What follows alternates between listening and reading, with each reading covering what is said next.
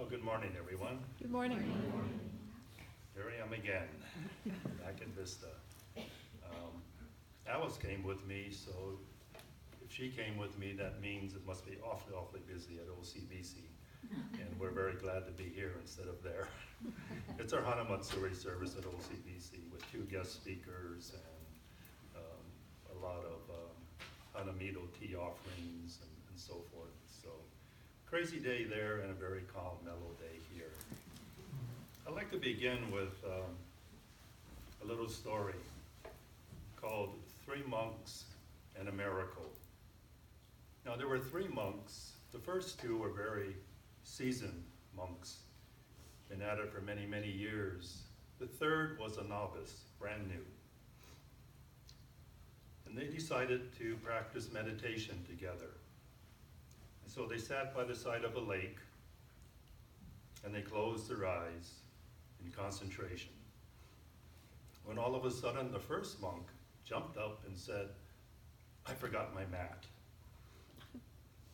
I will just go across the lake to our little hut and retrieve my mat. I'll be right back."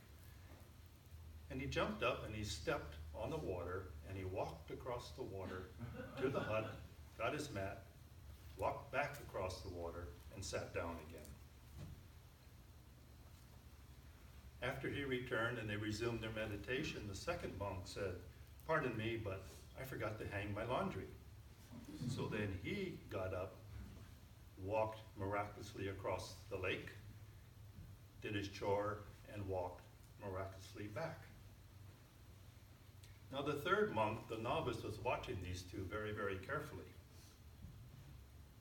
And he decided what they were doing must be a challenge to him, a test of his abilities. And he thought, so as your learning so superior to mine, I too can match any feat that you can perform. And he declared with a lot of confidence, he jumped up and he rushed to the water's edge and he tried to walk across it. Well, he promptly fell right into the deep water of the lake. But undeterred, he climbed out again and he tried again, only to sink into the water. And yet again, he climbed out of the water and he tried and he kept trying and each time sinking into the water. And this went on for some time as the other 2 monks were watching in amusement. After a while, the second monk turned to the first and ever so softly and gently said, "Do you think we should tell him where the stones are?"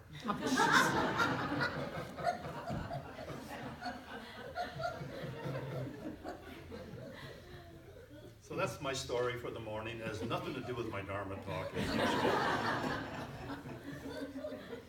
But in trying to come up with a subject for Dharma messages, you know, Judy knows how hard it is to prepare a Dharma message. I was searching around for some inspiration, so I like to look at quotes.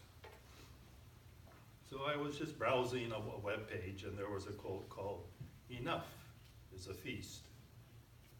Okay, I get it. You know, is the bottle half full or half empty, or is it just enough? Okay, I get that, but can I do a Dharma talk out of that? No, I don't think so. It didn't inspire me. Some people complain that roses have thorns, but I am grateful that the thorns have roses. That's a nice thought, but what can I do with that? Then I came across this one. Don't make the same mistake twice in your life. Just say no to reincarnation. Well, I don't think I can make a Dharma talk out of that one too, because I really don't know that much about reincarnation, and I don't believe in it anyway. And then I came across a quote by American Buddhist feminist scholar and writer, the late Rita M. Gross, Gross. And it went something like this: Buddhism is something with which to think, rather than only something to think about. Buddhism is something with which to think, rather than only something to think about. Now, you might not get it, but for me, I had kind of an aha moment there. Because we tend to come to temple, we tend to read Buddhist books, we sing gathas, we chant, and we're only thinking about what we're reading or what we're doing. We are not thinking, or at least I'm not thinking. Being a minister assistant, I go through training, and a lot of the stuff we do is repetitive and rote, and there's a certain way to do it, and if you don't do it that way, you'll be reprimanded by Reverend Harada, in my case. Gently, of course, and very politely. But we have to do it a certain way. So I think about what I'm doing, but I'm not thinking about what I'm saying. So I thought, well, maybe I can make a little Dharma talk out of this. And I picked the word, I picked the G word. Not God, not greed. The G word I'm thinking about is gratitude. Now Alice said, you can't do that, you did that last month. And I said, how many of people will remember what I talked about last month? I had to look through my notes to find out what it was I actually talked about last month. And we go through Sundays at temple, and we listen to Dharma messages, and we come back the following week. What did Sensei talk about last week? Oh, I don't know, I don't remember. Sometimes I go home, and I'm sitting down at lunch in the afternoon with a glass of wine, and I'm thinking, gee, what did Matsumi Sensei talk about this morning? Such a terrible memory, and I'm not listening, I'm not thinking. So gratitude. And I'm going to ask you a very simple question, rhetorical question for now. So think about the answer while I ramble on. Here's the question. How can you be thankful for your life, for everything in your life? How can you be thankful for your life simply by changing one word? And the word you need to change begins with an H, and the word you want to change it to begins with a G. It's not gratitude. How can you be thankful for your life just by changing one word? Gratitude, like all other Buddhist practices, there are texts and writings and articles full of the meaning or the definition, or you should not. But it doesn't really teach us how to practice. Let me give you an example of what I call an esoteric type definition if you were to try to go find out what is gratitude and how should I practice it. Why practice gratitude? Because it will lead to appreciation of the interconnectedness of life in all its numerous and mysterious forms. Okay, I get that, but that's just an intellectual bit of information.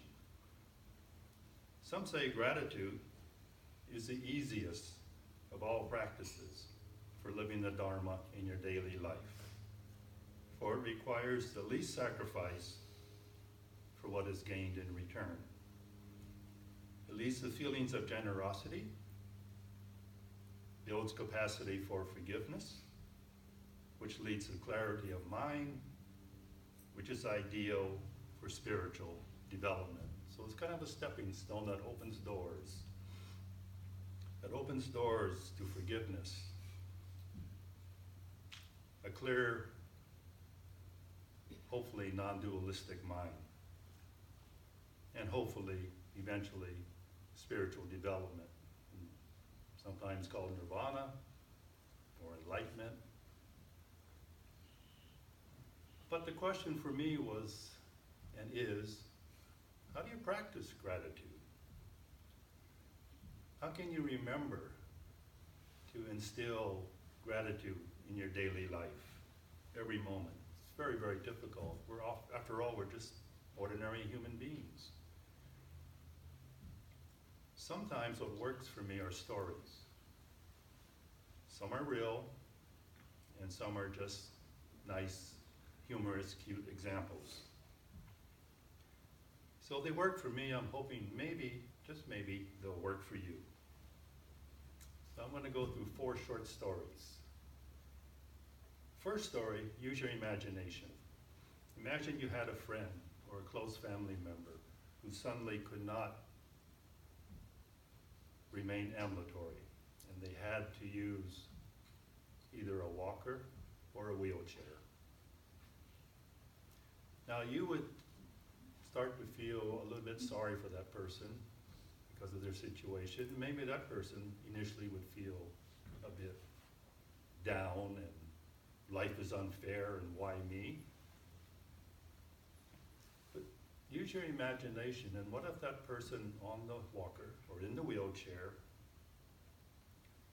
said to you, no, just the opposite. I'm not confined by my wheelchair or my walker. I am liberated by it. Because if not for this apparatus, I would never be able to leave my room, my apartment, my house. I would never be able to go outside or even get from one room to the kitchen, which is my favorite room in the whole house. So, gratitude expressed from a person you would not think would be able to express gratitude for being in a wheelchair. Now, I'm not wishing any of you to end up in a wheelchair. I certainly don't. But I'm just curious what my reaction will be if down the road I end up in a wheelchair. Excuse me. Second story is called The Breath, and it's a Zen Parable. A student of meditation approached his master after a long session, and he told the master that, I am so bored, I am so tired of just watching my breath, in and out, in and out. You know, when you lead meditation, what's one of the things we tell the people who come, watch your breath, in and out, in and out. Count if you want to, count if you don't want to, or don't count if. And I admit, it must get pretty boring, just thinking about your breath. Surprisingly, the master agreed. And he said, follow me. And the master leads the student to a river. Suddenly he grabs the student by the neck and holds him under the water until he begins to struggle. And at the very last moment, he releases the struggling student. And the master asks, ever so gently, now, are you still bored with your breath?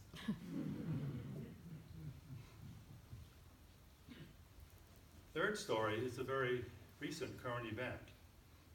I'm sure you've all heard of the current Boeing 737 MAX 8 public relations nightmare and tragedy. I read a story on USA Today that focused on what to me was gratitude, though they didn't use the gratitude word. There was a Turkish passenger who was rushing to make the Ethiopian flight.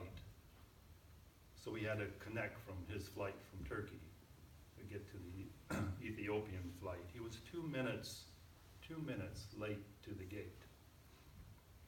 The agent said, sorry, we will not open the gate. We'll just have to rebook you on another flight. He was, as you can imagine, quite upset, demanded to be let through the gate and on the plane, so upset that security had to come and gently escort him away. 6 minutes later, the plane took off, crashed, and all 157 passengers and crew perished. 2 minutes. And all they could say was, when he heard the news, was, well, this has to be my lucky day. See, so often we use words like lucky or fortunate when we are actually trying to express gratitude. No, maybe he didn't realize how Buddhist that moment was. because it encompasses not only gratitude for the situation, it encompasses emptiness at the same time. Emptiness simply is things are what they are. So it was bad that he missed the plane, bad that he was 2 minutes late. 2 minutes or 6 minutes later, now bad becomes good, or lucky, or fortunate, or if you are a sensitive and practicing Buddhist, gratefulness or gratitude.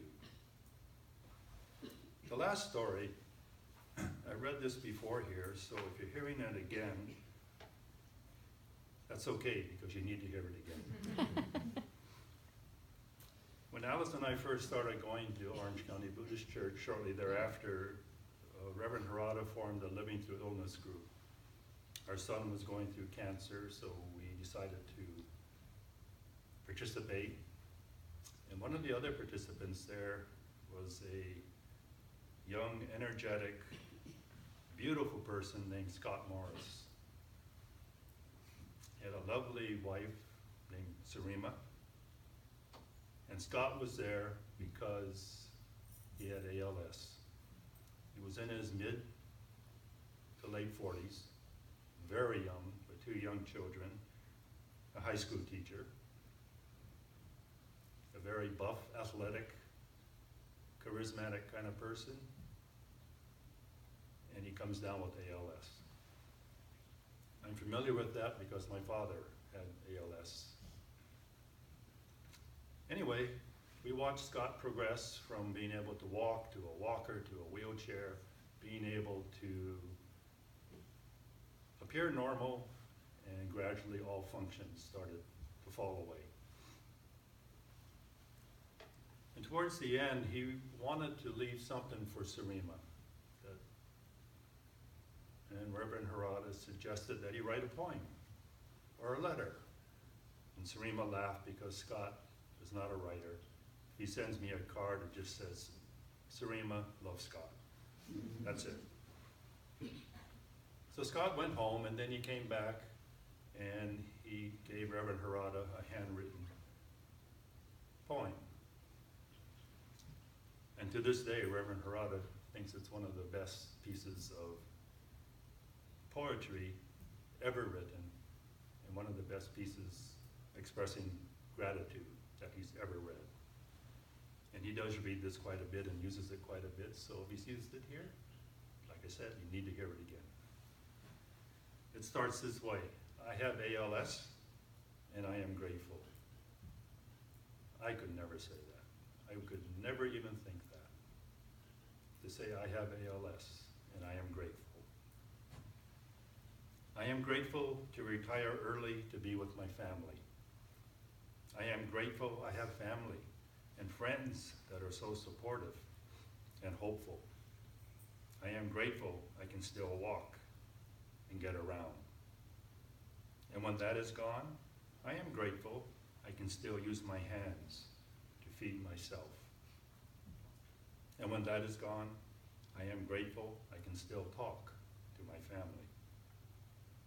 And when that is gone, I am grateful I can still breathe and laugh and feel. When that is gone, I am grateful I had a wonderful life. And when that is gone, Namo Amida Butsu by Scott Morris.